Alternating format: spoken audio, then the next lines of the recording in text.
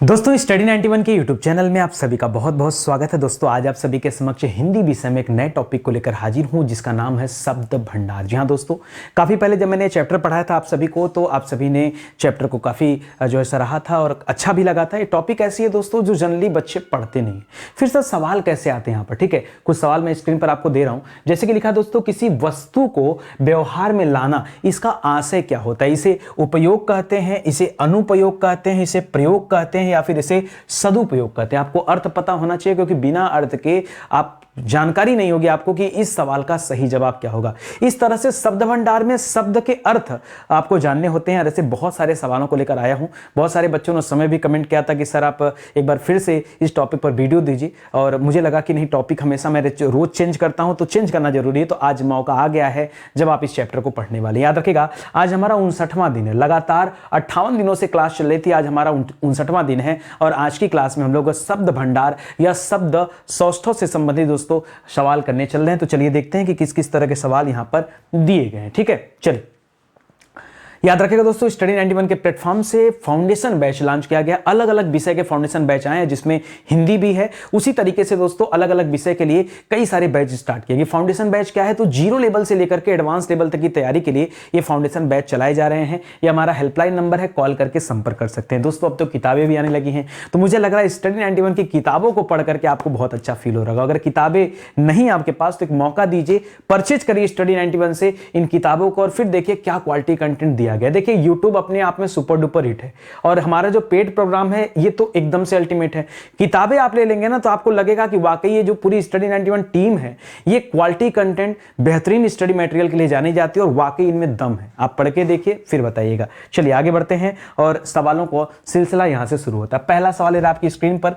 अच्छा, कुछ सवाल शुरुआत में मैंने जो रखे हैं दोस्तों, ये मैंने रखा है तत्सम, तद्भव, देशज, विदेशज और संकर। ये 5 वैरायटी हम लोग पढ़ते हैं, ठीक है, शब्द के प्रकार में। तो यहां दोस्तों आपको समझना होगा, देशज विदेशज से 2-3 सवाल मैंने रखे स्टार्टिंग में और फिर ये शब्द सौष्ठव की तरफ हम लोग बढ़ेंगे, यानी शब्द भंडार की तरफ बढ़ेंगे। ठीक है, तो पहला सवाल दिया दोस्तों कि दवा। दवा दोस्तों किस भाषा का शब्द है? वैसे तो देखा जाए दोस्तों तो आपने पढ़ा होगा देशज एक शब्द होता है और एक विदेशज शब्द होता है। क्या क्या होता है दोस्तों? देशज होता है और विदेशज होता है। देशज में याद रखेगा जिसकी उत्पत्ति अज्ञात हो। क्या हो दोस्तों? अज्ञात उत्पत्ति जब होती है, जिसकी उत्पत्ति का ज्ञान नहीं होता, तो हम मान के चलते हैं वो क्या है, वो देशज है। और जब उत्पत्ति का ज्ञान हो जाता है कि हाँ भैया वो अरबी शब्द है, वो तुर्की शब्द है, वो फारसी शब्द है, ठीक है, वो फारसी शब्द है, जब हमें ज्ञान हो जाता दोस्तों तब हम उसे क्या कहते हैं? तब उसे हम विदेशज कहते हैं। कह रहा दवा किस भाषा का शब्द है? तो याद रखेगा दवा जो है दोस्तों ये हिंदी भाषा का शब्द नहीं और उर्दू भाषा का भी शब्द नहीं, ठीक है, तुर्की भी नहीं दोस्तों, ये फारसी भाषा का शब्द है। देखिए फारसी की बात आई गई है तो मैंने कल आपको पढ़ाया था कुछ फारसी भाषा के बारे में। क्या बताया था सुनिएगा ध्यान से जरा, ठीक है। इसको मिटा दे रहा हूं, इसका काम तो है नहीं आपके पास, ठीक है, तो इसको यहां से हटा दे रहा हूं, पूरा बॉडी क्लियर कर दूं, ठीक है, एक बार में। चलिए, तो यहां पर दोस्तों पूछा है कि दवा किस भाषा का शब्द है, तो क्या बताएंगे? फारसी भाषा का शब्द है। हिंदी, उर्दू और तुर्की यहां पर क्या हो जाएगा? गलत जवाब हो जाएगा। अब फारसी भाषा में दोस्तों कौन कौन से शब्द आते हैं? मैंने एक तरीका बताया था कि एक आवारा आदमी था। क्या था दोस्तों? एक आवारा आदमी था। उसको क्या किया? एक बहादुर जवान दरोगा ने पकड़ लिया। क्या कर लिया? बहादुर जवान दरोगा ने क्या कर लिया? पकड़ लिया। ठीक है, क्यों? क्योंकि वो क्या कर रहा था दोस्तों? वो क्या कर रहा था? एक खूबसूरत, जी हां दोस्तों, खूबसूरत, ठीक है, खूबसूरत महिला से जल्दी शादी करना चाहता था। क्या करना चाहता था? जल्दी शादी करना चाहता था। ये जो शब्द आपको मैं दे रहा हूं ना, ये किस तरह के शब्द हैं? याद रखेगा ये जो है सभी के सभी फारसी शब्द हैं। इसी तरह से याद रखेगा यही जीवन में आफत थी लेकिन शादी के बाद वह आराम चाहता था। तो आफत, आराम और याद रखेगा दवा, ये सब किस भाषा के शब्द हैं? ये सब फारसी भाषा के शब्द है। इसी तरह से याद रखेगा दवा के बाद एक जहर शब्द याद रखेगा और जहर के अलावा दोस्तों बीमार शब्द याद रखेगा। ठीक है, जहर हो गया, बीमारी नहीं दोस्तों, बीमार याद रखिए, ठीक है, बीमारी नहीं बीमार, ठीक है। कौन सा शब्द याद रखेगा? बीमार शब्द भी किस भाषा का शब्द है? ये सभी जो फारसी भाषा के शब्द हैं इनको आप याद रखेंगे। समझ में आ रहा है? समझ में आ रहा है? बाकी चाकू की बात करें, कैंची की बात करें, कालीन की बात करें तो सब तुर्की भाषा के शब्द होते हैं। आपको पढ़ाया गया होगा, आपने याद भी किया होगा, ठीक है, तो इसको याद रखेगा। ये सभी सवाल बार बार आपसे आपकी परीक्षा में पूछे जाते हैं। अगला सवाल देखिए, लिख रहा रिक्त स्थान के लिए उचित पर्याय का चयन कीजिए, मतलब क्या उचित है वहां रखना। 4 ऑप्शन है, उसी में से एक सेलेक्ट करना है। लिख रहा हमें ऋषि मुनियों की संतान होने का क्या है, अभिमान है। नहीं, अभिमान अगर आपको किसी की बात का हो जाए तो अहंकार हो जाता, हमें अहंकारी नहीं बनना चाहिए, इसलिए अहंकार शब्द गलत हो जाएगा दोस्तों। हमें गर्व है, हमें दर्प भी नहीं होगा, घमंड भी नहीं होगा। याद रखिएगा, दर्प का अर्थ क्या होता है दोस्तों, दर्प का अर्थ होता है अभिमान, या दर्प का अर्थ होता है अहम, या दर्प का अर्थ होता है अहंकार। ठीक है, तो हमें किसी बात का अहंकार नहीं होना चाहिए, हमें गर्व होना चाहिए। अच्छा एक बात बताइए, अगर आपका सिलेक्शन हो जाता है तो आपके माता पिता को अभिमान होगा आपके ऊपर या गर्व होगा? नहीं, गर्व होना चाहिए। हमें अपने देश के ऊपर गर्व है, हमें अपनी संस्कृति के ऊपर गर्व है, हमें अपने हिंदुत्व के ऊपर गर्व है, हमें सनातन होने का गर्व है, हमें घमंड नहीं है। तो याद रखिएगा, यहां शब्द क्या यूज होना चाहिए, गर्व शब्द इस्तेमाल होना चाहिए। यहां पर सही उत्तर क्या हो जाएगा, गर्व आपका सही जवाब हो जाएगा। अगला सवाल देखिए, लिख रहा तौलिया। तौलिया किस भाषा का शब्द है? भैया तौलिया को लेकर मैंने बहुत लंबा चौड़ा आपको जो इतिहास बताया था, और बताया था तौलिया पुर्तगाली भाषा का शब्द है। कैसे याद करने के लिए बताया था एक आदमी बाल्टी लेकर बैठ गया, क्या करने, नहाने बैठ गया। तो बाल्टी लिया तो साबुन लगाकर नहा लिया, नहाने के बाद क्या किया, अब जाहिर सी बात उसको तौलिया चाहिए। ये तौलिया टंगा था आलपीन पर, कहां टंगा था, आलपीन पर टंगा था। तौलिया ले लिया, नहाने के बाद क्या कर लिया, शरीर पोंछने के बाद कमीज निकाला। कहां से कमीज निकाला, आलमारी से कमीज निकाला, जाके बगीचे में बैठ गया जहां ढेर सारे गमले रखे थे। ठीक है, तो याद रखिएगा ये सभी के सभी शब्द कैसे शब्द हैं, ये पुर्तगाली शब्द हैं। कैसे हैं, मैं आपको इतना ही क्यों बता रहा हूं दोस्तों, क्यों, क्योंकि बार बार परीक्षा में ना यही कहीं से ऑप्शन दे देता, देने को जैसे अलमारी दे सकता है, आलपीन दे सकता है, अलकतरा शब्द दे सकता है, इसी तरह से कई सारे शब्द दे सकता है। ठीक है, तंबाकू शब्द दे सकता है। तंबाकू किस भाषा का शब्द है, याद रखिएगा, तंबाकू भी, ये भी दोस्तों आपका पुर्तगाली शब्द है। तंबाकू भी कैसा शब्द है, पुर्तगाली। अच्छा, चाय कैसा शब्द है, तो चाय का निर्माण मतलब जन्म उत्पत्ति माना जाता है चीन में हुआ था, तो चाय चीनी शब्द माना जाता है। ठीक है, तो इसको भी याद रखिएगा। फिलहाल यहां पर क्या उत्तर हो जाएगा, पुर्तगाली आपका सही जवाब हो जाएगा। आगे बढ़िए, लिख रहा आलोचकों के अनुरूप, बहुत ध्यान से पढ़िएगा, ये ऐसे सवाल हैं जिनके चैप्टर भी आपको नहीं पढ़ाए जाते हैं। स्टडी 91 को छोड़ दीजिए, तो इसके हमारे पेड प्रोग्राम के अलावा दोस्तों आप कहीं भी कोचिंग करके देखिए, आपको कोई भी व्यक्ति इस टॉपिक पर कोई चैप्टर देने वाला नहीं है। ये आपके आपसी समझ का विषय होता है, टॉपिक होता है। लिख रहा आलोचकों के अनुरूप हमें अपनी रचना में परिवर्तन करना होगा। यहां पर दोस्तों एक शब्द गलत लिखा है और आपको ढूंढना कि कौन सा शब्द गलत है और उसकी जगह पे क्या होना चाहिए, वो भी बताना पड़ेगा। ठीक है, तो लिख रहा दोस्तों, इस वाक्य में किसी एक शब्द का संदर्भ और भाव की दृष्टि से उसका उपयुक्त प्रयोग जो है नहीं हुआ। आपको पहचानना है कि भाई किसका प्रयोग नहीं हुआ। लिख रहा आलोचकों, आलोचक तो ठीक है भाई, आलोचक का तात्पर्य क्या होता है, किसी विषय के विपरीत बात करना, वो आलोचक होते हैं। जैसे आपके विपरीत जो है तो आपके आलोचक हो गए, किसी विषय के विपरीत जो है आप विषय का आलोचक हो गए। तो लिख रहा आलोचकों के अनुरूप, अनुरूप दोस्तों यहां पे जो लिखा है ना, यही गलत शब्द है। अनुरूप दोस्तों यहां पर याद रखिएगा गलत लिखा। अनुरूप के स्थान पर क्या होना चाहिए, तो याद रखिएगा अनुरूप के स्थान पर अनुसार होना चाहिए। क्या होना चाहिए, अनुसार होना चाहिए। याद रखिएगा कैसे, आलोचकों के अनुसार हमें अपनी रचना में परिवर्तन करना होगा, न कि आलोचकों के अनुरूप। अनुरूप लिखकर दोस्तों गलत कर दिया, उनके अनुसार लिखना चाहिए, यही मिस्टेक है। बाकी रचना और परिवर्तन तो ऐसे भी सही हैं। तो याद रखेगा ऑप्शन नंबर 2 बिल्कुल सही जवाब है। आगे बढ़िए, लिख रहा निम्नलिखित प्रश्न में 4 विकल्पों में से उस सही विकल्प का चयन करें जो रेखांकित शब्द के लिए उचित विकल्प है। ठीक है, आइए देखते हैं रेखांकित शब्द क्या है। यहां रेखांकित भी नहीं हो पाया तो कमी में आपको बता दूं, ये रेखांकित शब्द है। लिख रहा पिता ने बेटी की शादी में किसी भी प्रकार की कमी न होने दी। यहां कमी जो लिखा दोस्तों, इस कमी के स्थान पर दोस्तों किसका इस्तेमाल होना चाहिए, तो याद रखेगा कमी न बोल करके दोस्तों याद रखेगा ह्रास शब्द होना चाहिए। क्या होना चाहिए, ह्रास। यहां पर याद रखेगा कमी की जगह पर क्या बेस्ट आंसर होगा, तो याद रखेगा हास माने हंसना होता है भाई। ठीक है, ये तो गलत हो जाएगा, हंसना शब्द तो होगा नहीं। हस्त किसे कहते हैं, हस्त हाथ को कहते हैं, हाथ भी नहीं होगा। ठीक है, पूर्ति भी नहीं होगा, पूर्ति मतलब पूर्ण करना होता है। ठीक है, तो याद रखेगा यहां पर ह्रास शब्द होगा, ह्रास। ह्रास माने कमी होता है, ह्रास माने क्या होता है, कमी। तो पिता ने बेटी की शादी में किसी भी प्रकार का ह्रास न होने दिया, तो याद रखेगा ये जवाब होगा। लिख रहा है निम्नलिखित प्रश्न में 4 विकल्पों में से उस विकल्प का चयन करें जो रेखांकित शब्द का सही जो है उचित विकल्प है। लिख रहा है बूढ़े माता पिता का, यहां से सिलेक्ट करिएगा। बूढ़े माता पिता का एकमात्र सहारा उनका बेटा ही था। आपके सामने हाईलाइट पॉइंट क्या है, सहारा हाईलाइट है। तो याद याद रखेगा ये सहारा शब्द नहीं होगा, सहारा के स्थान पे बेस्ट आंसर पता क्या होगा, कम बच्चे जानते हैं, सहारा को दोस्तों अवलंब कहते हैं। क्या कहते हैं? अवलंब। तो याद रखेगा अवलंब होगा यहां पर, ठीक है, सहारा नहीं। अविलंब तो देरी को कहा जाता है, अवलंब करिएगा, अवसर भी नहीं होगा, अमूल्य भी नहीं होगा, अवलंब होगा, ठीक है, अवलंब, ठीक है। तो याद रखेगा बूढ़े माता पिता का एकमात्र अवलंब उनका बेटा ही था। याद रखेगा ये रेखांकित शब्द के लिए उचित विकल्प बन सकता है। थोड़ा सा डिफिकल्ट है, मैंने कहा ना आपसी समझ का यह चैप्टर है, जिसके पास जैसा समझ होगा वो तेज तर्राक होगा और उत्तर दे पाएगा। लिख रहा प्रयोग के आधार पर शब्द कितने प्रकार के होते हैं? किसके आधार पे भैया? तो प्रयोग के आधार पर, ठीक है। याद रखेगा जब कभी आप प्रयोग की बात करेंगे तो प्रयोग के आधार पर शब्द के दो प्रकार देखने को मिलते हैं, ठीक है। कौन कौन सा प्रकार होता है? याद रखेगा एक प्रकार होता है विकारी। तो याद रखिए जहां, ऐसे लिख दे रहा हूं शॉर्टकट में, याद रखिए जहां परिवर्तन हो सके तो विकारी है। और अविकारी का मतलब क्या होता है दोस्तों? अविकारी का मतलब होता है जहां परिवर्तन क्या हो? न हो, ठीक है। तो याद रखेगा मतलब परिवर्तन का कोई प्रभाव नहीं पड़ता है तो अविकारी, और परिवर्तन का प्रभाव पड़ता है तो विकारी। कुछ इसके एग्जाम्पल भी पूछ लेता है दोस्तों। तो याद रखेगा संज्ञा क्या है? विकारी शब्द है। सर्वनाम क्या है? विकारी शब्द है। क्रिया क्या है? विकारी शब्द है। विशेषण क्या है? विकारी शब्द है, ठीक है। ये सब क्या होते हैं दोस्तों? ये विकारी के अंतर्गत आते हैं। अविकारी में क्या आता है? जैसे कभी आपके सामने क्या मिल गया? क्रिया विशेषण मिल गया। क्रिया विशेषण क्या होता है भैया?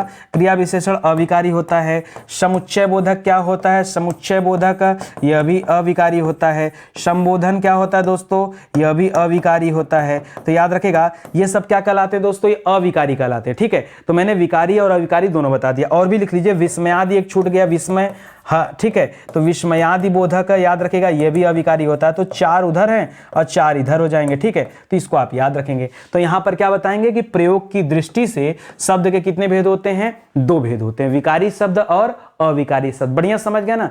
इतना सवाल पूछता है, बाहर बार कुछ नहीं आएगा, बस इतना ही है, ठीक है। परिवर्तन किसका? तो लिंग वचन कारक का, कारक के आधार पर परिवर्तन हो, ये कहने का तात्पर्य है। लिख रहा है पुलिस ने, पढ़े ध्यान से, पुलिस ने मेहमानों में से एक ही व्यक्ति को पकड़ा और उस पर चोरी का क्या लगाया? चोरी का दोष लगाया या चोरी का दोषारोपण किया। अच्छा, बहुत सारे बच्चे अपने आप को एडवांस समझ रहे होंगे, सबको नहीं कह रहा हूं, कुछ बच्चों को बता रहा हूं। जो एडवांस समझ रहे होंगे कहेंगे यार कौन सा फर्जी चैप्टर नितिन सर लेके आए हैं, ठीक है, मुझे पता है कई लोगों को रियलाइज होगा। मैं कह रहा हूं एक पेज ले लो ना, ऐसे अपना नाम लिख लो, XYZ जो भी आपका नाम हो, और एक तरफ क्या लिख लो? नितिन सर लिख लो, ठीक है। आप एक काम करो ना, सवालों का उत्तर दो और जरा चेक कर लो कि चैप्टर में आपने कितना नंबर पाया है। मेरा पढ़ाना उचित है कि अनुचित है, आपको ज्ञान हो जाएगा। और मैं पहले ही कह चुका हूं, ये सारे सवाल ऐसे सवाल हैं जो आपके परीक्षा में आए हुए हैं, आप पेपर उठा के देखना तब बताना। तो इसको समझते चलिए। लिख रहा उपयुक्त शब्द का चयन कीजिए। तो दोस्तों दोष या नहीं होगा, मुझे पता बहुत सारे बच्चों ने दोष टिक किया होगा कि पुलिस ने चोरी का दोष लगाया। दोष नहीं लगाया जाता, दोषारोपण भी नहीं होता है, अभियोग लगाया जाता है। देखिए अभियोग किसे कहते हैं दोस्तों? जब तक सिद्ध न हुआ हो, जब तक सिद्ध न हुआ हो। मान लीजिए किसी व्यक्ति पर कोई मुकदमा चल रहा है, तो आप देखते होंगे हम लोग उसे क्या कहते हैं? हम लोग उसे अभियोगी कहते हैं, ठीक है, कि उस पर अभियोग चल रहा है। देखिए जब तक साबित नहीं हुआ है कि किसने क्या किया, तब तक हम उसको दोषी नहीं बोल सकते। अभी मेहमानों को उठाया, मेहमानों में से एक को पुलिस ने उठाया है और चोरी का अभियोग लगाया है, दोष साबित नहीं हुआ। जब दोष साबित हो जाता तब दोषारोपण होगा, ठीक है। तो याद रखेगा जांच का विषय है, इसलिए यहां पर क्या होना चाहिए? अभियोग शब्द होना चाहिए। मुद्दा समझिए, नहीं समझेंगे ना तो कभी भी इस चैप्टर पे तो आपको कॉन्फिडेंस नहीं आएगा, ठीक है। आगे बढ़िए। लिख रहा है, अब देखिए कठिन सवाल शुरू कर रहा हूं, अभी तक आसान सवाल थे, अब कठिन सवाल आ रहे हैं, ठीक है। मेरी क्लास में भैया पेशेंस रखना पड़ेगा, बिना पेशेंस के नितिन सर से आप कुछ सीख नहीं पाएंगे। हाँ पेशेंस रख लेंगे ना तो नितिन सर की क्लास करके इतना मजबूत आप हो जाएंगे कि पढ़ने के बाद उस विषय में कुछ बचेगा नहीं। बस पेशेंस रखिए, निवेदन आपसे, ठीक है। क्लास को पूरा देखा करिए, आधा अधूरा मत देखिए, ठीक है। लिखा क्या पढ़िए? लिख रहा है संदेह, संशय में संदेह का अर्थ क्या है दोस्तों? संदेह का अर्थ क्या होता है? लिख रहा है जहां मन में कुछ होने की आशंका होना है उसे हम संदेह कहते हैं। ये होता है, संदेह किसे कहते हैं? मन में कुछ होने की आशंका, वो संदेह होता है। अब अच्छा भी हो सकता है और बुरा भी हो सकता है, संदेह। लेकिन वहीं संशय का अर्थ क्या होता है दोस्तों? संशय का अर्थ आप ही बताओ, कॉपी कलम लेके बैठे हो ना, अपने मन से सोच लो क्या उत्तर होगा। अभी नितिन सर जब जवाब देंगे आप अपने जवाब को मैच करा लेना कि कौन सही कौन गलत। लिख रहा है संशय का मतलब होता है मन में शक की स्थिति। अच्छा, दूसरा लिख रहा है कुछ घटित होने की निश्चय की स्थिति। अच्छा, क्रोध की स्थिति या वास्तविकता के लिए अनिश्चय की स्थिति। भैया संशय शब्द का अर्थ क्या होता है? बहुत सोचिए समझिए तब जवाब दीजिए कि संशय, देखिए जहां संदेह के बारे में आपने पढ़ा कि मन में कुछ होने की आशंका क्या कहलाता है, कहलाता है, उसी तरह से संशय का अर्थ क्या होता है? मुझे पता है बहुत सारे बच्चों ने संशय को शक से जोड़ा होगा। किससे जोड़ा होगा? शक से, और यही उनका जवाब गलत हो गया। गलत कर दिया आप, 1 नंबर गया आपका। समझिए, संशय का मतलब होता है वास्तविकता के लिए अनिश्चय की स्थिति। ठीक है, कि संशय है मतलब क्या? वास्तविकता के लिए आप निश्चित नहीं हो कि क्या होने वाला है, कल क्या होने वाला, संशय होता है। ठीक है, तो संशय होगा वास्तविकता के लिए अनिश्चय की स्थिति। ठीक है, तो याद रखिएगा निश्चय की स्थिति नहीं, कुछ घटित होने का निश्चय की स्थिति होगा। तो संशय किस बात की? जैसे आपको पता चल गया चुनाव हो रहा था, ये फला पार्टी जीतने वाली, संशय नहीं है।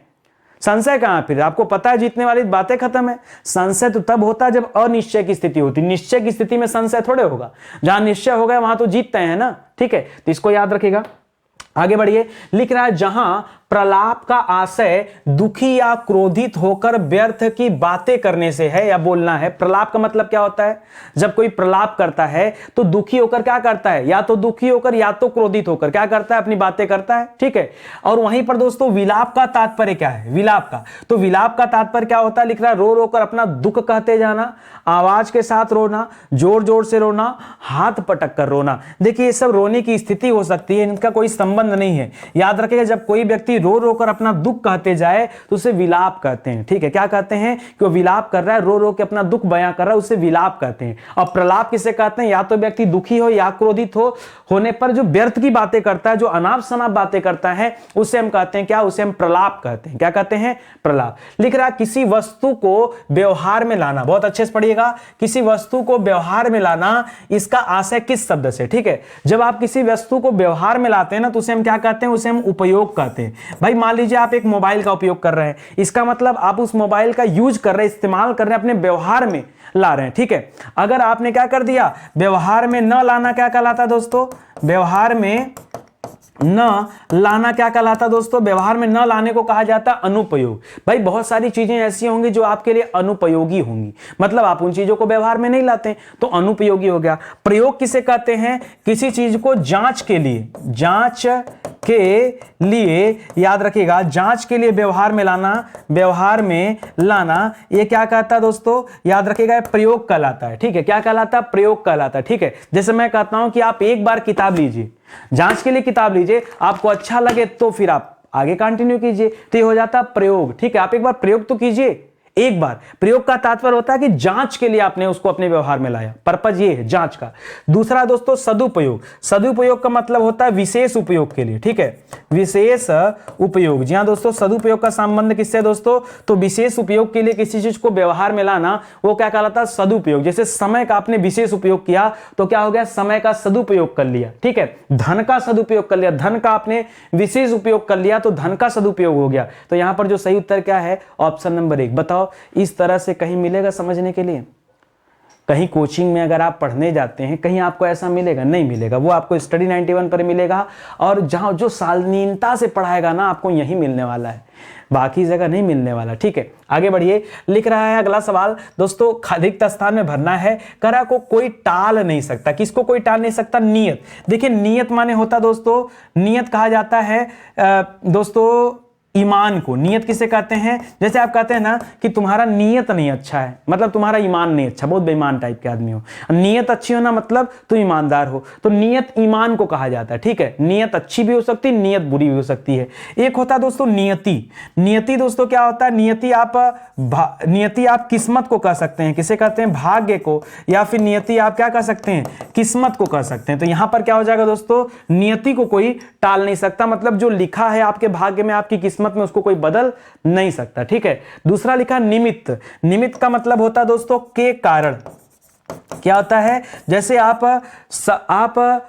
अधिकारी बनने के निमित्त क्या कर रहे हैं, पढ़ाई कर रहे हैं। अधिकारी बनने के निमित्त, के कारण या फिर के लिए, ठीक है, दोनों होता है कि उसके लिए दोस्तों आप एक काम कर रहे हैं, ठीक है, तो याद रखेगा। और नमित शब्द नहीं होगा दोस्तों, याद रखेगा। यहां जो सही जवाब है नियति हो जाएगा आपका राइट आंसर, इस खाली स्थान में वही आएगा। लिख रहा अपने डैश लिखा दोस्तों, रिक्त स्थान भरना के लिए लड़ना धर्म है। इसमें क्या कर दें, अपने सत्व के लिए, सत्व होता है या स्वत्व होता है या सम्मति होता है या सम्मत होता है। देखिए ये तो गलत ऑप्शन दे रहा है। अब बहुत सारे बच्चे 1 नंबर 2 नंबर में कंफ्यूज होंगे। मैं आपको बताना चाहूंगा दोस्तों, सही शब्द क्या होता है, याद रखेगा स्वत्व पढ़ते हैं। क्या पढ़ते हैं, स्वत्व। याद रखेगा स्व माने क्या हो जाता है दोस्तों, स्व का मतलब होता है अपना, ठीक है, स्व का मतलब क्या होता है अपना, और त्व का मतलब होता है अपने, मतलब स्वयं के, या स्वत्व का मतलब होता है दोस्तों अपना स्वयं।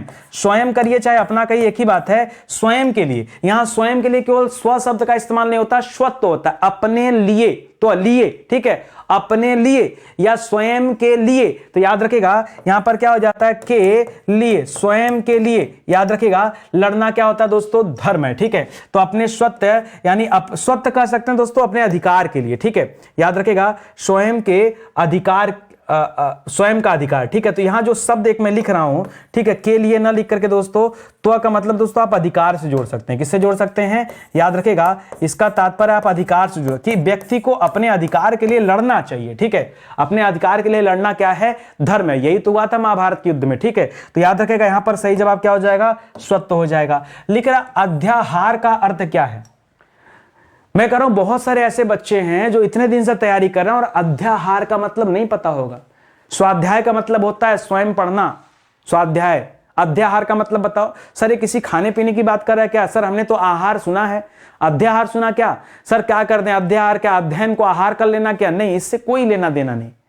नया शब्द है, आप बताओ ईमानदारी से नया शब्द है कि नहीं। देखिए हम रिसर्च करते हैं, हम रिसर्च करके तब कंटेंट को लेके आते हैं। मैं बार बार आपसे कहता हूं ट्रेलर वीडियो चल रहा है, आप YouTube की क्लास को देख करके समझिए कि आप सिर्फ और सिर्फ स्टडी 91 पर नितिन सर का ट्रेलर देख रहे हैं। पिक्चर सारा पेड में रिलीज होता है। क्यों रिलीज होता है, वहां इत्मीनान से बात होगा, सब्जेक्ट पर बात होगा, विषय पर बात होगा, विस्तार से बात होगा। YouTube पर विस्तार से बात नहीं हो सकता। आज इस चैप्टर बात होगा, कल किसी और चैप्टर बात होगा, परसों किसी और चैप्टर बात होगा। लेकिन अगर इस चैप्टर पर आपको विशेष पकड़ चाहिए तो फिर उसके लिए आपको आना पड़ेगा, ज्वाइन करना पड़ेगा। लिख रहा दोस्तों वाक्य में आधार अर्थ प्रकट होना, वाक्य में किसी अंग का लोप हो जाना, वाक्य में कर्ता और कर्म का जुड़ जाना, वाक्य में संपर्क छिन्न हो जाना। तो याद रखें दोस्तों, किसी वाक्य में कर्ता और कर्म जो जुड़ जाता है ना, उसी को हम क्या कहते हैं, उसी को हम अध्याहार कहते हैं। क्या कहते हैं, अध्याहार कहते हैं। बात को समझिएगा, कभी भी किसी वाक्य में कर्ता और कर्म अगर जुड़ जाए तो उसे हम किस नाम से जानते हैं, अध्याहार के नाम से जानते हैं। ये आप याद रखिएगा, मुझे पता है कम बच्चे इस बात को जानते हैं। लिख रहा दोस्तों ऋतु का अर्थ क्या है। ऋतु तो दोस्तों मौसम को कहा जाता है। ऋतु किसे कहा जाता है भैया, ऋतु किसे कहते हैं, तो ऋतु का तात्पर्य क्या होता है, मौसम होता है, मौसम। और यहां मौसम का ऑप्शन ही नहीं दिया है। तो हुआ क्या दोस्तों, ये सवाल तो छप के आ गया। ये यूपी SSSC की किसी परीक्षा में पूछा गया सवाल है, ईयर मुझे नहीं पता, ठीक है, आप चेक करके देख सकते हैं। यूपी SSSC में आया हुआ सवाल है, पता है मुझे। तो हुआ क्या कि ये सवाल दे दिया लोगों ने, छाप करके पेपर में छप के आ गया। बाद में आयोग ने कहा कि भाई ऑप्शन में तो है ही नहीं, ठीक है, तो गलती माना। गलती क्या माना, बोला यहां ऊ की मात्रा गलती से लग गया था, ऋतु की जगह रित होना चाहिए था। क्या होना चाहिए, ऋतु की जगह रित होना चाहिए। और रित का मतलब क्या होता है दोस्तों, रित का तात्पर्य सत्य होता है। क्या होता है दोस्तों, रित का तात्पर्य सत्य होता है। तो यहां इत्र मत करिएगा, रूप मत करिएगा और कृत मत करिएगा। जो सही उत्तर क्या है दोस्तों, ये हो जाएगा। एक शब्द और भी मिलता है, एक शब्द मिलता है रिक्त। क्या मिलता है दोस्तों, रिक्त। कई जगह पे रिक्त ऐसे लिखा जाता है और कई जगह पे दोस्तों रिक्त ऐसे भी लिखते हैं लोग, ठीक है। फिलहाल आइए रिक्त की बात करें दोस्तों, तो याद रखिएगा उत्तराधिकार में प्राप्त धन को रिक्त कहा जाता है। किसे कहा जाता है, उत्तराधिकार में प्राप्त धन। जी हां दोस्तों, उत्तराधिकार में जो धन प्राप्त होता है उसे क्या कहते हैं, उसे हम रिक्त कहते हैं, ठीक है। तो ये सवाल भी याद रखिएगा। तो ऋतु अलग है, रित अलग है और रिक्त अलग है, ठीक है। इसी तरह एक सवाल देता है दोस्तों रिजु। रिजु किसे कहते हैं दोस्तों, कहीं कहीं पर देता है रिजु, ठीक है। तो देखिए रिजु का मतलब होता है सरल। एक रिजु रेखा खींचिए, एक सरल रेखा खींचिए, तो ये शब्द होता है रिजु, ठीक है। तो इसको भी याद रखेगा। एक और शब्द होता है दोस्तों रिद्धि। कोई बच्चा बता सकता है रिद्धि मतलब क्या होता है, बताइए। एक शब्द होता है रिद्धि। रिद्धि का तात्पर्य क्या होता है दोस्तों, तो रिद्धि का तात्पर्य होता है धन से, या रिद्धि का तात्पर्य होता है समृद्धि से, ठीक है। किससे होता है दोस्तों, रिद्धि का अर्थ क्या है दोस्तों, समृद्धि, ठीक है। तो याद रखिएगा। इसी तरह से दोस्तों एक शब्द आता है ऋषि क। क्या आता है, ऋषिक, कहीं दे दिया तो क्या बताएंगे, ऋषिक। ठीक है, तो ऋषिक माने क्या होता है, ऋषिक का तात्पर्य होता है ऋषि का पुत्र। क्या होता है, ऋषि का पुत्र जो होता है दोस्तों, उसके लिए क्या शब्द होता है, ऋषिक शब्द होता है। ये सब याद रखिए, कहीं से कुछ भी दे सकता है, जो आ जाए परीक्षा में उसको आप पहले से अलर्ट रहिएगा और समझते चलिएगा। चलिए आगे बढ़ते हैं। ध्यान दीजिएगा, स्टडी 91 के प्लेटफॉर्म से दोस्तों कई सारे विषय के लिए इंडिविजुअल बैच चल रहे हैं, फाउंडेशन बैच चल रहे हैं। आप प्राइज के ऊपर मत जाइए, मैं आपको बार बार कहता हूं, आप प्राइस देखेंगे तो आप फिर परेशान हो जाएंगे। आप क्वालिटी कंटेंट देखिए, आप विषय को देखिए कि आप ज्वाइन कर रहे हैं तो स्टडी 91 ने आपको क्या दिया, आपने क्या सीखा। आप हमसे ज्ञान लीजिए ना, पैसे को बीच में क्यों डालते हैं, हम तो पैसे को बीच में कभी नहीं डालते। और पता नहीं कि बच्चों को लगता है कि सर बहुत महंगा है, हमें नहीं पता क्यों लगता है, मुझे लगता है कि नहीं महंगा नहीं है। आप जाके आप कितनी अच्छी परीक्षा की तैयारी, मैं कह रहा हूं कि एक बैच से आप 50 एग्जाम निकाल सकते हैं। आप सोचो ना कि इसका दाम क्या है भाई। इस बैच में मैंने जितना लेक्चर दिया ना, सोचो 10 रुपए लेक्चर की कीमत नहीं है, 10 रुपए भी कीमत नहीं है। आप बताओ, अगर गवर्नमेंट टैक्स में हटा दूं ना, मुझे एक लेक्चर पे 5 रुपया मिलता है। बताओ 5 रुपया बहुत महंगा है क्या? 5 रुपया में लेक्चर देता हूं मैं, कितने रुपए में? 5 रुपए में। ज्यादा है? आप इस बैच को ज्वाइन करिए, अगर उससे ज्यादा पैसा मिलेगा तो मुझे बताइए कि हाँ सर आपने कहा कुछ और दिया कुछ और। आप जोड़ना एक बार, कितना लेक्चर दिया गया है और क्या क्या दिया गया है, स्टडी मटेरियल क्या दिया गया है और आपको टेस्ट दिया गया है, आपको कोर्स दिया गया है, सब कुछ जोड़ लेना। 18% टैक्स अपने फीस में से घटा लेना, देख लेना स्टडी 91 पास कितना रुपया आ रहा है और देख लेना 5 रुपये से ज्यादा मिल रहा होगा नितिन सर को तो बता देना। आप बताओ, इतने अच्छे क्वालिटी कंटेंट पे अगर 5 रुपये आप न बियर कर सको तो कैसे होगी पढ़ाई? यहाँ है कि नहीं, समझो बात। अगला लिख रहा दोस्तों सवाल, तक्षक का अर्थ नहीं है। तक्षक का अर्थ क्या नहीं है दोस्तों, बात बताना आपको। लिख रहा तक्षक का अर्थ बढ़ई नहीं है, तक्षक का अर्थ सूत्रधार नहीं है, तक्षक का अर्थ शिलान्यास नहीं है, तक्षक का अर्थ विश्वकर्मा नहीं है। ठीक है, देखिए तक्षक वैसे बात करें सर, हमने तो सुना था कि तक्षक एक सर्प का नाम था। हाँ भैया, जो आपने सुना था वो आपने सही सुना था, वासुकी नाम का सर्प है और तक्षक नाम का सर्प है। लेकिन यहां बात करें दोस्तों तो तक्षक का अर्थ कौन सा नहीं है, तक्षक का अर्थ शिलान्यास नहीं होता है, तक्षक सूत्रधार को कहा जाता है। तक्षक एक, चलिए लिख दे रहा हूं, याद रखेगा, तक्षक सूत्रधार को कहा जाता है, तक्षक सर्प को कहा जाता है, तक्षक बढ़ई को कहा जाता है, तक्षक विश्वकर्मा को भी कहा जाता है। जी हां दोस्तों, तो याद रखेगा तक्षक किसे नहीं कहा जाता, तो तक्षक का अर्थ शिलान्यास नहीं होता। शिलान्यास दोस्तों इन तीनों से भिन्न अर्थ वाला शब्द है, उसका यहां पर कोई जो है भाव नहीं है। लिख रहा भाव का अर्थ नहीं। बताइए भाव का अर्थ कौन सा नहीं है? भाव का अर्थ भवन, विचार, दर या अभिप्राय। जैसे आप कहते हैं ना क्या भाव है, तो आप जब क्या भाव है किसी चीज का पूछते हैं तो उसका दर जानना चाहते हैं कि कितने रुपए प्रति केजी या समथिंग जो भी हो, दर जानना चाहते हैं। भाव का मतलब अभिप्राय है, आपके कहने का क्या भाव है, तो अभिप्राय हो गया। आप इस विषय पर आपका क्या भाव है, भाव मतलब आपके विचार। याद रखेगा भाव का तात्पर्य भवन से नहीं होता है। बाकी ये तीनों दोस्तों क्या करेंगे, याद रखेगा इन तीनों का संबंध भाव से है, लेकिन भाव का तात्पर्य भवन से नहीं है। भवन तो अलग हो गया ना, बिल्डिंग हो गया, घर हो गया, गृह हो गया, आलय हो गया, मंदिर हो गया। ठीक है, तो याद रखेगा वो अलग हो जाएगा। यहां पर ऑप्शन नंबर 1 दोस्तों सही जवाब हो जाएगा। लिख रहा आज के वैज्ञानिक नए यहां पर खाली स्थान भरना द्वारा हमारे जीवन को सुखमय बना रहे हैं। नए नए अनुसंधानों के द्वारा, देखिए अनुसंधान रिसर्च को कहा जाता है, जहां पर क्या होती है क्रिएटिविटी देखने को मिलती है। अनुसंधान, अभी रिसर्च जारी है, कुछ साबित नहीं हुआ है, लोग लगे पड़े हैं। ठीक है, अनुसंधान नहीं दोस्तों, वैज्ञानिक अनुसंधान पहले करते हैं, आविष्कार बाद में आता है। ढेर सारे अनुसंधानों से दोस्तों एक आविष्कार का जन्म होता है, और वो आविष्कार जो हो रहे हैं दोस्तों ना, आविष्कार नहीं आविष्कार, जो आविष्कार हो रहे हैं वही हमारे जीवन को सुखमय बना रहे हैं। तो यहां पर जो सही शब्द आएगा वो क्या आएगा, आविष्कार। कि आज के वैज्ञानिक नए नए आविष्कारों द्वारा हमारे जीवन को सुखमय बना रहे हैं, पदार्थों और विचारों से नहीं। ठीक है, आगे लिख रहा है यदि इस रोग को आरंभ में ही काबू न किया गया तो यह हो सकता है, क्या हो सकता है, संक्रामक, मतलब संक्रमण से फैल सकता है, जैसे कोरोना फैला। आक्रामक नहीं होता है। ठीक है, रोग आक्रामक नहीं होते हैं, व्यक्ति जो सजीव चीजें होती है वो आक्रामक हो सकता है। एक बाघ जो है, एक शेर घुस गया किसी गांव में और उसने आक्रामक रूप से लोगों के ऊपर हमला करना शुरू कर दिया, जैसे वो सबको खा ही जाएगा, आक्रामक वहां होता है। अतिक्रामक कोई शब्द नहीं है, अभिक्रामक कोई शब्द नहीं। अतिक्रमण एक शब्द होता है। अतिक्रमण होता का तात्पर्य होता है सीमा से परे जाकर किसी चीज को कब्जे में ले लेना, वो होता है अतिक्रमण। ठीक है, वो क्या कहलाता है, अतिक्रमण। जैसे आप देखिए शहरों में लोग अतिक्रमण कर लेते हैं, रोड उनका नहीं है ना, रोड तो सरकार का है, पब्लिक के चलने के लिए लोग उस पर भी दुकानें खोल दी हैं, ठीक है, अतिक्रमण होता है। यहां पर क्या हो जाएगा दोस्तों, यहां संक्रामक होगा, ये सही शब्द हो जाएगा इस सवाल के लिए। अगला दिख रहा है दोस्तों आभ्यंतर। आभ्यंतर का दोस्तों सही अर्थ क्या है बताइए। आभ्यंतर का तात्पर्य होता है किसी चीज के भीतर। आभ्यंतर का तात्पर्य आभा से नहीं है, ध्यान दीजिएगा, आभा से कोई नहीं, आभा तो चमक होती है, ठीक है, किसी वस्तु का बाहरी भाग नहीं, वस्तु से भिन्न नहीं, वस्तु का जो भीतरी भाग होता है वही क्या कहलाता है, उसी को हम आभ्यंतर कहते हैं। क्या कहते हैं, उसको हम आभ्यंतर कहते हैं, ठीक है। आगे बढ़िए, लिख रहा है रसाल शब्द का अर्थ क्या है। रसाल का अर्थ क्या है दोस्तों, आम, केला, पक्षी, चमक। देखिए चमक की बात करेंगे तो चमक का तात्पर्य आभा होता है, चमक का तात्पर्य ज्योति होता है, चमक का तात्पर्य दोस्तों पुंज होता है, ठीक है, ये सब होता है, याद रखिएगा। पक्षी का तात्पर्य दोस्तों खग होता है, विहग होता है, परिंदा होता है, परिंदा होता है, चिड़िया होता है, याद रखेगा, चिड़िया होता है, ये सब दोस्तों क्या होते हैं, पक्षी के नाम होते हैं। केला को दोस्तों क्या कहते हैं, केला को कदली कहा जाता है, ठीक है। आम को क्या कहते हैं दोस्तों, आम को रसाल भी कहते हैं, आम को क्या कहते हैं, याद रखेगा, रसाल भी कहते हैं, और आम को पीक वल्लभ कहते हैं। क्या कहते हैं, पीक वल्लभ कहते हैं।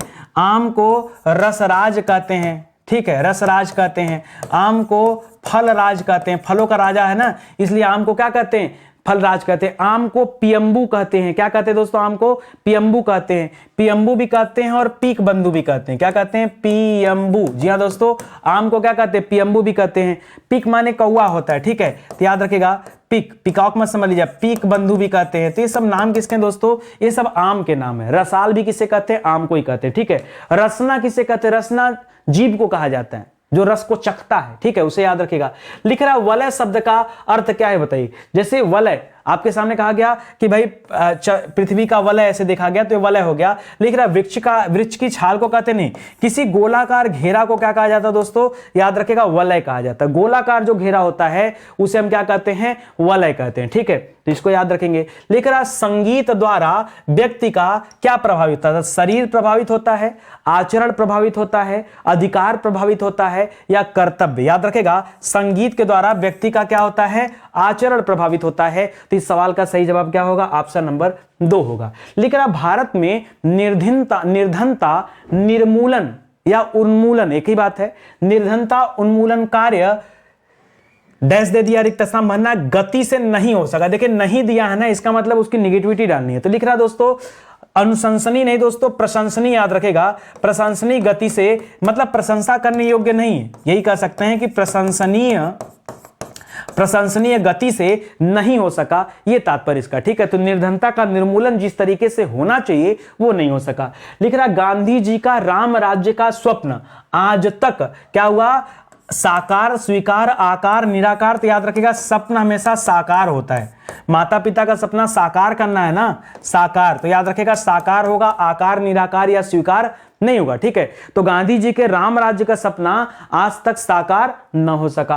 अंतरराष्ट्रीय हिंदी कवि सम्मेलन का लिख रहा प्रयोजन स्वयं में बड़ा काम है, आरक्षण नहीं, आरक्षण प्रयोजन नहीं दोस्तों, उसका आयोजन स्वयं में बड़ा काम है, संगठन नहीं। याद रखिएगा, सम्मेलन का क्या होता है, सम्मेलन का भैया आयोजन होता है, ठीक है, उसका प्रयोजन, आरक्षण, संगठन नहीं होता है। लिख रहा वायुयान के उतार चढ़ाव से यात्री क्या हो गए, घबरा गए, यात्री घबरा गए, पर चालक ने उन्हें क्या किया, निरस्त किया नहीं, विश्वस्त किया नहीं, उन्हें आश्वस्त किया, ठीक है, कि कोई घबराने वाली बात नहीं है, हम लोग सुरक्षित हैं, ठीक है। ये चालक का काम आश्वस्त करना होता है, ठीक है, निरस्त करना, विश्वस्त करना और संतुष्ट करना नहीं, ठीक है। अच्छा आगे देखिए, लिख रहा निम्नलिखित प्रत्येक 4 विकल्पों में से बेमेल शब्द को चिन्हित कीजिए, ठीक है, जो अलग टाइप के शब्द उनको चुनिए। लिख रहा समस्या, खेद, कठिनाई या जटिलता, बताइए। ये अपने आप में एक ऐसा सवाल आ गया जो आपको सबसे ज्यादा कठिन मालूम होगा। आपको महसूस होगा सर समस्या तो है, ठीक है, समस्या दे दिया। समस्या क्या होता है दोस्तों, समस्या मानसिक, एक तरह से मानसिक डिस्टरबेंस को हम समस्या कह सकते हैं। खेद आ गया, ठीक है, खेद आ गया। खेद का तात्पर्य क्या होता है दोस्तों, देखिए समस्या को तात्पर्य आपका मानसिक स्थिति से, ठीक है, मानसिक स्थिति से। खेद का तात्पर्य दोस्तों दुख से होता है, खेद का तात्पर्य किससे होता है, दुख से। कठिनाई भी होती दोस्तों, तो कठिनाई दोस्तों शारीरिक और मानसिक दोनों रूप से हो सकता है, शारीरिक प्लस मानसिक, इसमें दोनों चीजें आ सकती हैं।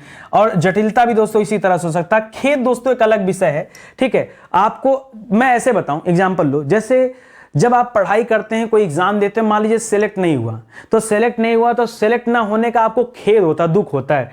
सेलेक्ट ना होने का जटिलता, कठिनाई, समस्या से कोई लेना देना नहीं, वो दुख होता है, समझ रहे हैं। उसी तरह से सवालों में जब आप फंस रहे हैं तो आपको खेद नहीं होता है। मान लीजिए सवाल नहीं लगा पाए तो आपको खेद नहीं, ये समस्या आपके लिए कठिनाई है, जटिलता है कि सवाल बड़े कठिन आ गए, ये कठिनाई होती है। यहां खेद से कोई लेना देना नहीं है। आगे लिख रहा है दोस्तों, निम्नलिखित प्रत्येक 4 विकल्पों में से बेमेल शब्द को चिन्हित करिए। आइए चिन्हित करिए। लिख रहा घर दे दिया, प्रियजन दे दिया, परिवार दे दिया और बच्चे दे दिया। ठीक है, घर का तात्पर्य क्या दोस्तों? घर का तात्पर्य अपने गृह से, अपने आलय से, जहां पे हम और हमारा परिवार निवास करते हैं। प्रियजन का दोस्तों तात्पर्य किससे है? तो प्रियजन का तात्पर्य जो हमसे प्रेम करते हैं, जो व्यवहार रखते हैं, ऐसे व्यक्ति से है। परिवार भी व्यक्तियों से होता है और बच्चे भी व्यक्ति होते हैं। एक तरह से देख सकते हैं ये तीनों दोस्तों सजीव हैं और इनसे मिलकर दोस्तों रिश्ते बनते हैं। घर एक अलग विषय हो जाएगा। घर तो भवन को कहते हैं, जो रहने का स्थान होता है उसे कहते हैं, तो ये थोड़ा सा इन तीनों से अलग है। इससे अच्छा रिश्तेदार बोल दिया होता है कि नहीं। आगे बढ़िए। लिख रहा रिक्त स्थान की पूर्ति कीजिए। करत करत अभ्यास के जड़मति होत सुजान। स्वजन नहीं दोस्तों, हम लोग पढ़ते होंगे तो सुजान आएगा यहां पर, प्रियजन मेहमान नहीं, जड़मति होत सुजान, यानी बार बार अभ्यास करने से जिस तरह से अच्छा ये पूरा इस तरह से दोस्तों पढ़ के बता दूं। करत करत अभ्यास से जड़मति होत सुजान, रसरी आवत जात है सिल पर पड़त निशान। ठीक है, मतलब जिस प्रकार से एक रस्सी पत्थर जैसे कठोर चीजों पर बार बार गुजरने से निशान छोड़ देती है, उसी प्रकार से जब व्यक्ति बार बार अभ्यास करता है तो उससे भी उसके दिमाग पर एक छाप पड़ता है, वो चीजों को सीख जाता है। मैं क्यों प्रैक्टिस कराता हूं? आज 59वां दिन चल रहा है। मैं प्रैक्टिस क्यों चला रहा हूं दोस्तों? इसी वजह से दोस्तों लगातार मैं 100 वीडियो ऐसे आपको दे चुका। ठीक है, तो लगातार आपको ये सारी चीजें दी जा रही हैं, इसका मतलब है कि क्वालिटी कंटेंट है। ठीक है, आप प्रैक्टिस करिए, बढ़िया से लगे रहिए। सवाल यही सब आने, परीक्षा में बाहर से सवाल नहीं आएगा। आप अपनी तैयारी पर ध्यान दीजिए दोस्तों। ऐसे विषय जो पूरी तरह से YouTube पर पढ़ा दिए गए हैं, ये उन्हीं का हैंड रिटन नोट्स है, जिन्हें आप हमारे वेबसाइट एप्लीकेशन से ले सकते हैं। बाकी किताबें भी देखिए आ चुकी हैं, तो किताबों के माध्यम से भी आप अपनी तैयारी कर सकते हैं। घर बैठे आप इन किताबों को ऑर्डर कर सकते हैं। मार्केट में जो दुकान है दोस्तों, वहां भी किताबें, आप वहां से भी जाके परचेज कर सकते हैं, ऑनलाइन भी खरीद सकते हैं। कैश ऑन डिलीवरी चाहिए तो फ्लिपकार्ट और अमेजन से जाके परचेज कर सकते हैं। ठीक है, तो इस तरह से दोस्तों आज की क्लास समाप्त होती है। उम्मीद करता हूं आपको अच्छा लगा होगा। तब तक के लिए बहुत बहुत धन्यवाद। जय हिंद, जय Bharat. Thank you so much.